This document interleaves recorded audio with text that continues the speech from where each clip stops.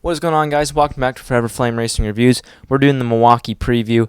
I had a busy night tonight, so this is going to be kind of a rushed video, but I just got to squeeze this in. So, let's start with the best team in the sport right now, Chip Ganassi Racing. Obviously, Alex Palou wrapped up the championship for them last weekend with their 17th all-time championship IndyCar record. So, I think Alex Palou has nothing to lose. I think Alex Palou will be full aggressive this weekend. I don't think he's worried about crashing or protecting a points lead because he doesn't have to. Scott Dixon, Kiffin Simpson. I'll be very interested to see what Kiffin Simpson is. There was a minute there where I thought Kiffin Simpson was a top 10 driver on the grid. The last couple of races, I've kind of fallen off the Kiff Dog hype train. So I don't know what to expect from Kiffin Simpson this weekend. Hopefully I bounce back to form. And Scott Dixon, I continue to, he'll have a quiet, solid top 7 finish is what I'm expecting from Scott Dixon. And then how about Andretti Autosports? Got off to that incredibly hot start to their season with Kyle Kirkwood winning 3 races. And they've kind of fallen off, but Kyle Kirkwood has that oval win at Gateway. I would love to see Kyle Kirkwood return to form this weekend at Milwaukee. I think it is possible. Andretti showed signs of speed there last year, and obviously Colton Herta now won on an oval. He won in Nashville last year on the oval. Colton Herta was second at Milwaukee last year. Who's to say Colton Herta can't be competitive this year? And then you have Marcus Ericsson, who's been on the struggle bus all year long.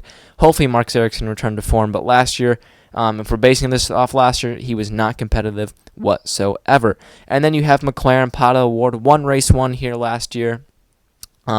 Pretty competitive on the ovals, you could say, for Pato. He's had a competitive season. He's second in the championship. I expect Pato to be pretty strong this weekend. Christian Lundgaard, he's very strong on road and street circuits, but we've yet to see him have a good oval.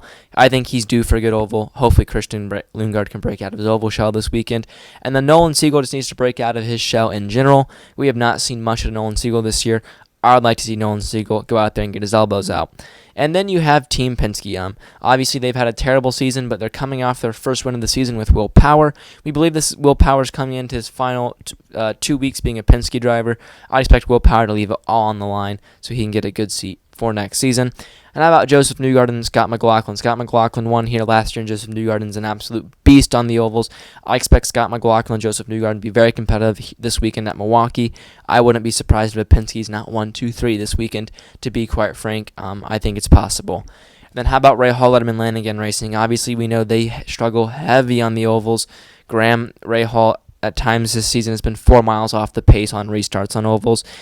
And it's probably going to continue. You're probably going to see Devlin, Louis, and Graham all in the back struggling for pace, and unfortunately that's just where Ray Hall's at. They're the worst team on short ovals, and it's not even close.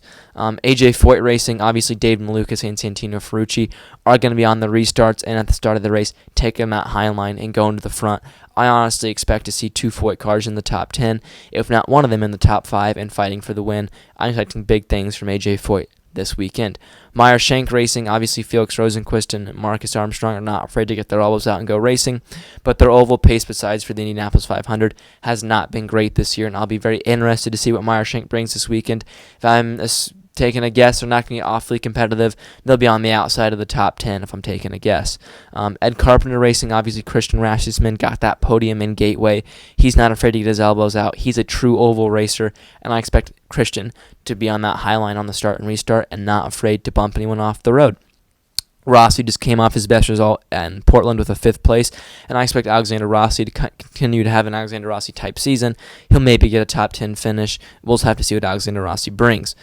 Dale Coyne Racing, Renus VK has had a tremendous season, but their oval pace has been pretty bad. So if Renus VK can get a top 15 this weekend, that's what I would call a win. And if Jacob Abel, honestly, I don't even know what to say anymore for Jacob Abel. Just finish the race. Just finish the race, man. I think that's all Jacob's got going for him. Can you finish the race? Hookholmes Hollander Racing got a podium here last year with Connor Daly. They're one and only to date in IndyCar. It'd be very cool if Connor Daly could repeat that and maybe he'll 2 spots better for the win. Stingray Robb struggled here last year when he was with AJ Foyt. I would expect I'd expect Stingray Robb to continue to probably struggle this year. And then Prema Racing, they've been on a run of top 10s with Kyle Milot and Robert Schwartzman. I think it could continue. I mean, they've been very good on the ovals this year. So who says Prema and Robert Schwartzman and Kyle Milot can't continue in their run of form?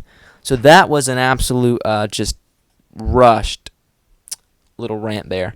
So now I'm going to give you my top 3 pole position and amount of cautions we're going to have. The amount of cautions we're going to have is 5. I think it's going to be a pretty hectic race. IndyCar's been getting pretty crazy lately, so I think it's going to get really crazy in Milwaukee.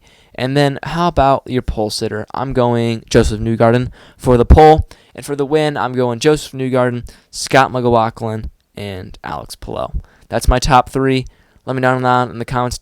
Let me know down below in the comments what you guys think and what you're predicting this weekend. With that being said, see ya.